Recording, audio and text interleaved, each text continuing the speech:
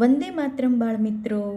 મિત્રો, આશા કરું છું આપ સૌ મજામાં હશો. તો મિત્રો, ગયા હિન્દીના વિડીયોમાં આપણે ઝૂલા કવિતા જોઈ. તો આ વિડીયોમાં આપણે શું ભણીશું? એના અભ્યાસ અને સ્વાધ્યાયના પ્રશ્નોત્તરો. ચાલો આપણે અભ્યાસનો પ્રશ્ન 1 ત્યાંથી શરૂઆત કરીએ. પ્રશ્ન 1, પઢીએ ઓર બોલીએ, એટલે કે વાંચો અને બોલો. અહીં જે શબ્દો આપ્યા છે એ આપણે વાંચવાના છે, બોલવાના છે. જુઓ, અમ્મા. અમ્મા એટલે શું થાય? મમ્મી, માતા. ઝૂલા. ઝૂલા એટલે હિંચકો. ચઢકર એટલે કે ચઢીને. બઢકર એટલે કે આગળ વધીને.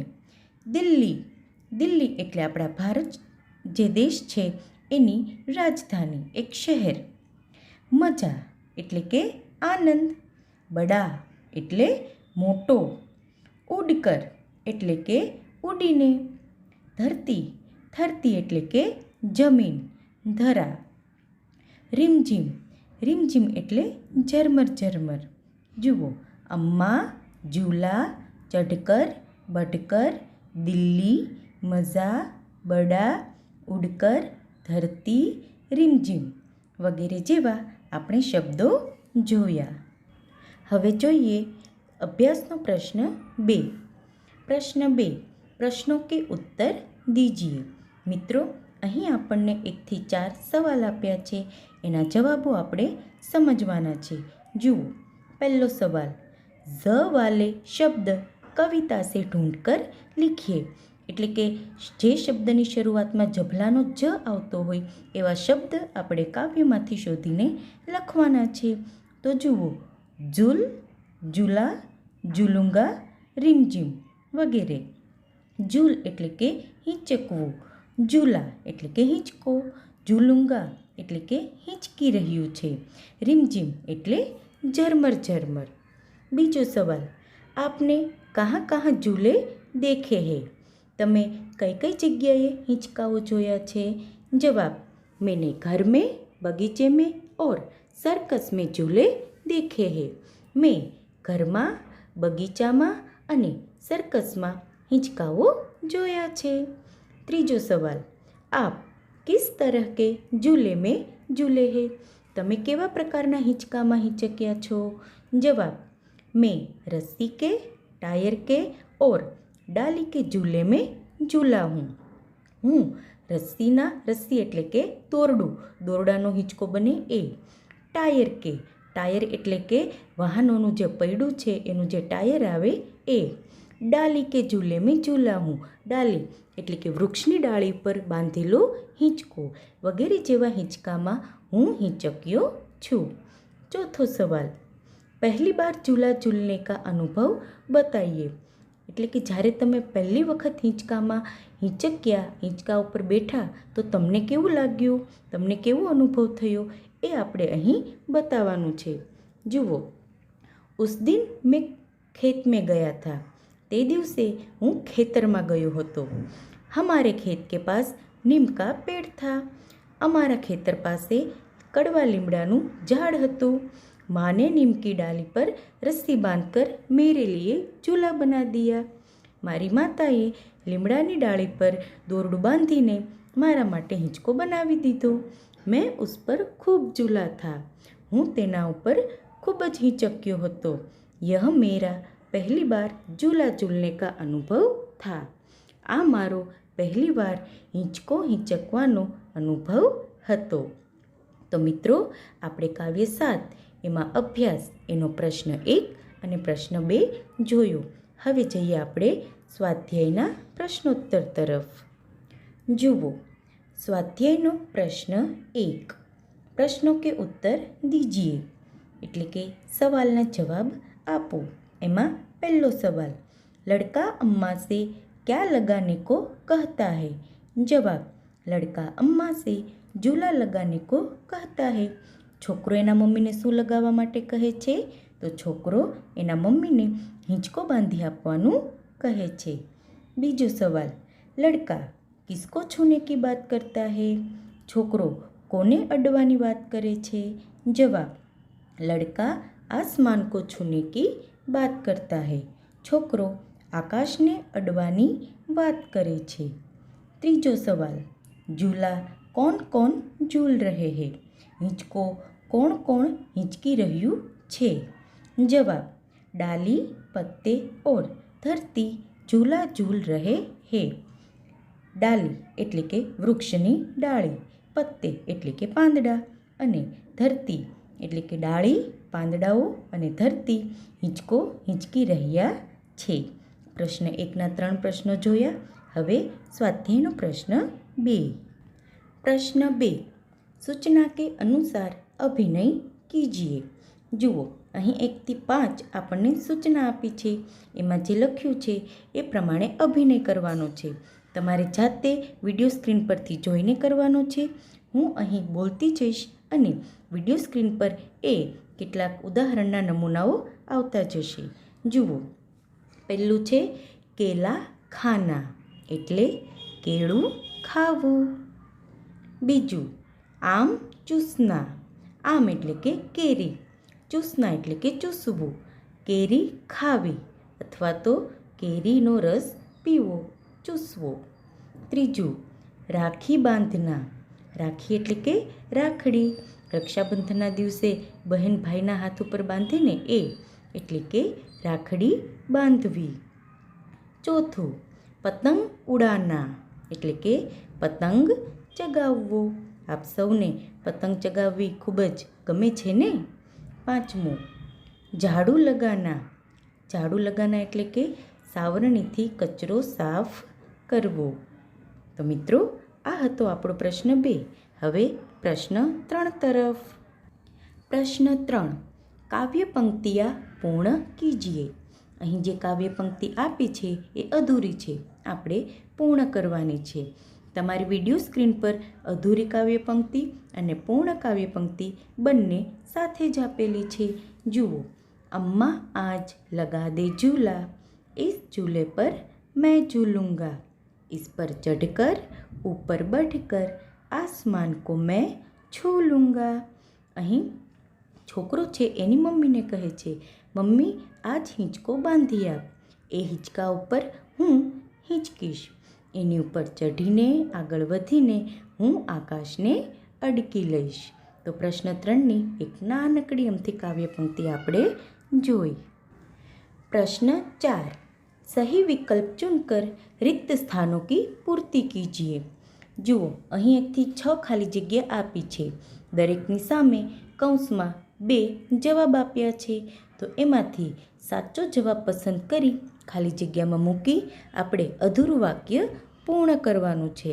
તો પહેલું, મેં ખેલ ખેલ, તો એમાં શું આવશે?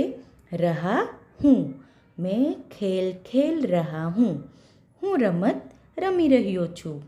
બીજું, હમ પાઠશાલા જા, તો શું આવશે? રહે હે, હમ પાઠશાલા જા રહે હે, કેમ કે બહુવચન છે। ત્રીજું, યહ હાથી હે, ખાલી જગ્યા સૂંઢ લંબી હે, તો એમાં શું આવશે? इसकी, यह हाथी है, इसकी सूंड लंबी है, કેમ કે વાક્ય કેવું છે? એક વચન। આપણે પાઠ 2 બઢતે કદમમાં આ તમામ બાબતો જોઈ ગયા, એને આધારે આપણે આ ખાલી જગ્યા પૂરવાની છે।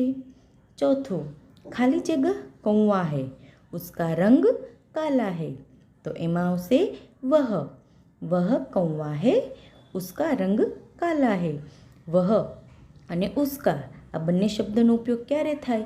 જ્યારે વ્યક્તિ અથવા વસ્તુ આપણી કરતાં દૂર હોય તો। પાંચમું, ये तितलियाँ है, ખાલી જગ્યા પંખ રંગબેરંગી है। ये એટલે કે આ વાક્ય છે એ બહુવચન છે, એમાં આવશે इनके, ये तितलियाँ है, इनके पंख रंगबेरंगी है। छठ्ठू, वे लड़के हैं, खाली जगह बसते लाल रंग के है, એમાં આવશે ઉનકે, તે છોકરાઓ છે તેમના દફતર લાલ રંગના છે। વે જે છે એની સાથે ઉનકે શબ્દ આવે છે। તો આમાં પાંચમી, છઠ્ઠી અને બીજી આ ખાલી જગ્યા એ બહુવચન છે, બાકીની એકવચન છે. તો ચાલો આપણે સ્વાધ્યાયના 1 થી 4 પ્રશ્નો જોયા. હવે સ્વાધ્યાયની ભાષા સજ્જતા પણ જોઈ લઈએ.